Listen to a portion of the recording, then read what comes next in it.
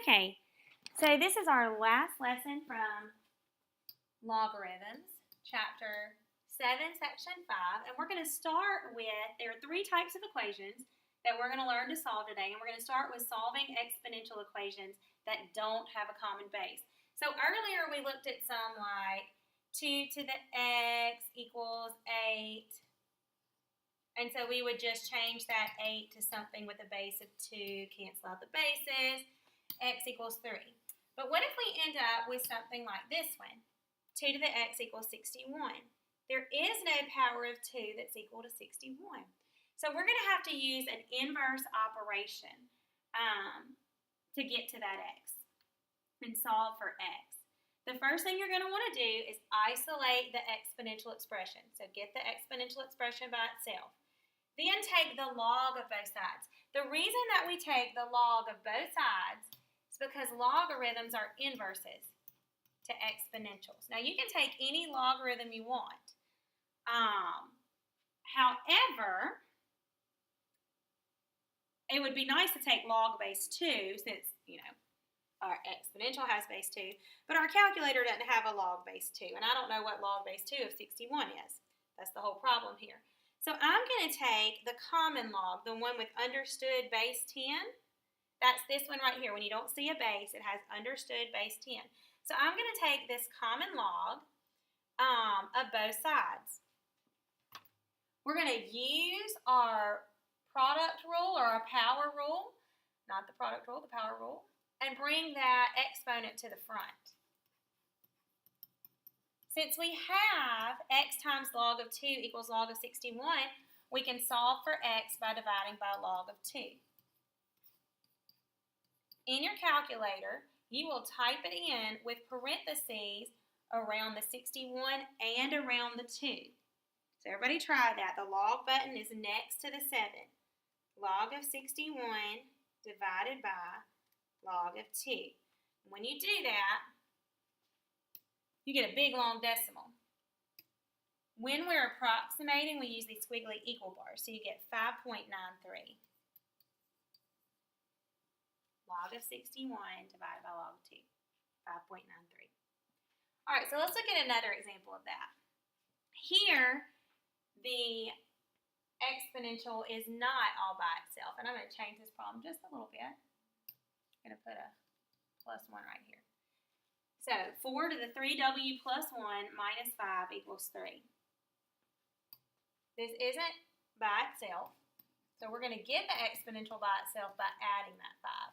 So we get 4 to the 3w plus 1 equals 8. Now some people would like to divide by 4 at this point, but you can't. It's not 4 times this, it's 4 raised to this.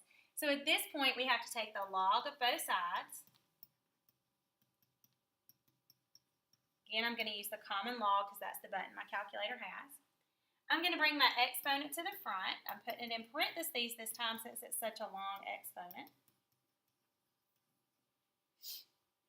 I'm going to have to get to this w by getting rid of the log 4 first.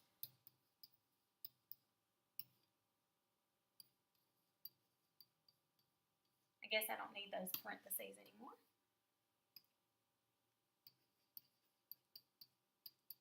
Now, a lot of people would be tempted to say that this is log of 2. That is not true. You cannot just divide it like that. So I just want you to leave it for now as log of 8 divided by log of 4. Your calculator will give you a decimal approximation, but we're just going to leave it like this. I need to subtract 1 from both sides, so I can do that. 3w equals log of 8 divided by log of 4 minus 1. And then I need to divide the whole thing by 3. So this whole thing is going to get divided by 3. When I type that into my calculator, you're going to have this first big set of parentheses. Parentheses around both of those, minus 1, and then close that parentheses. So try that in your calculator.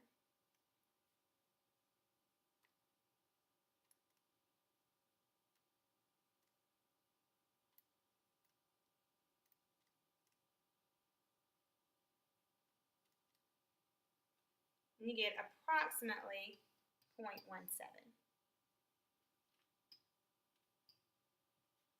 And now we need to check our work. So because we have decimals, it's not going to be exactly equal on both sides, but it should be very close. So I'll go back up to the beginning, and I'm going to plug in 0.17 for this W. So 4 raised to the 3 times 0.17 minus 1. All of that minus 5 should be really close to 3.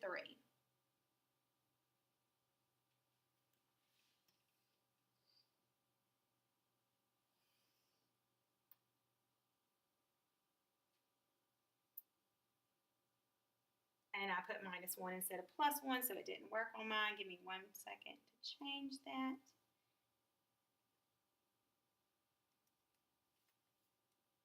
And to get 3.11. Which is very close. The reason I'm getting 3.11 instead of 3 is because I had to round my answer down here. If I'd used the exact answer, then I would have gotten exactly 3. All right, moving on to our second type of equation. Our second type of equation, which it says type 1, is the first type that includes logs. If we have a log on both sides, what we're going to do is we're going to condense each logarithm until we can get it to 1 log equals another log. And then we're going to use the one-to-one property that says if 2 logs have the same base, then these numbers must be equal. M must be equal to N. And then you're going to solve and check for extraneous solutions.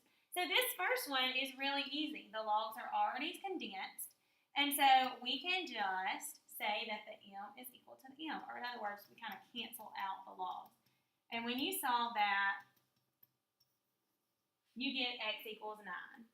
So what would I do? I would go back and plug in 9 here. That gives me log of 5 times 9 is 45 plus 9 is 54. 6 times 9 is 54, so log base 5 of 54 equals log base 5 of 54. Check. That works. All right, we look at the second example. This log is condensed. Log base 3 of 2p minus 5. But this log is not.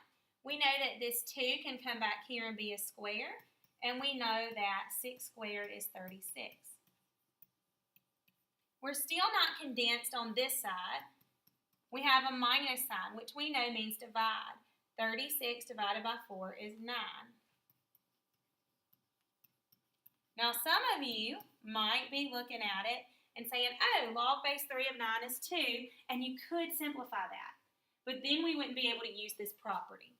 So I'm going to solve it using this property, cancel out the logs, and get 2p minus 5 equals 9.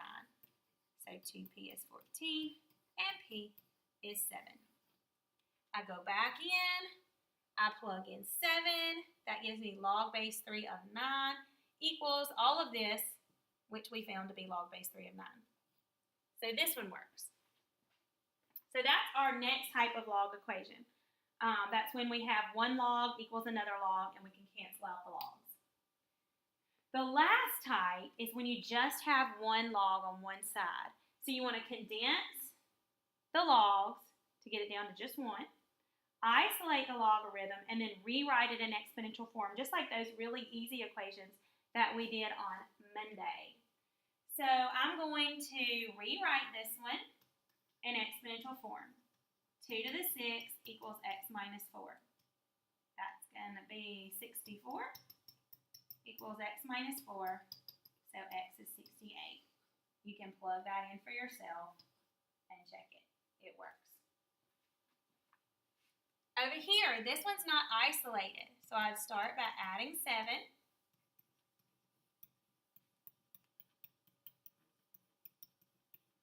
Now I have it down to a single logarithm, so I rewrite it in exponential form. 3 to the 4th equals 4x plus 8. 3 to the 4th is 81. When I subtract, I get 73, and then I just divide that by 4. So x is 73 fourths. When I plug in 73 fourths, I get log base 3 of 81, which is 4, minus 7 equals negative 3. So that works. look at one last example. So this one. We have 2 logs, but we can combine these. There's a plus sign, so that means we're going to multiply. We're going to multiply the x plus 9 times the x to get x squared plus 9x. Now I'm down to 1 log, and I rewrite it in exponential form. 6 to the 2nd power equals x squared plus 9x. Now this is a quadratic. How do we solve quadratics? Factoring. So I have 0 equals x squared plus 9x minus 36. I want to look for factors of negative 36 with a sum of 9. Those would be 12 and negative 3. So my solutions are negative 12 and positive 3. Last step, I want to check them. If I plug in a negative 12, I get log base 6 of negative 3 plus log base 6 of negative 12. I can't take the log of a negative. So negative 12 is extraneous. Since we cannot take the log of a negative.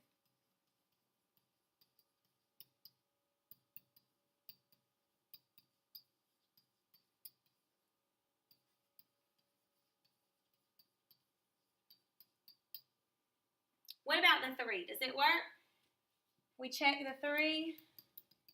We would get log base 6 of 3 plus 9 plus log base 6, put a 3. Log base 6 of 3 equals 2. Well, that's log base 6 of 12. We have a plus sign, so we multiply. 12 times 3 is 36. And what is log base 6 of 36? 6 to the 2nd is 36. So this one works. All right, so we looked at 3 types of equations. The first type of equation was one that had no logs.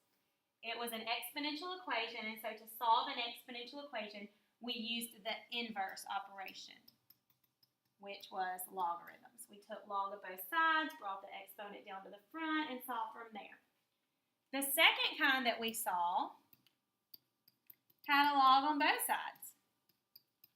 We condensed it down to 1 log on each side, and then we canceled out the logs and solved from there.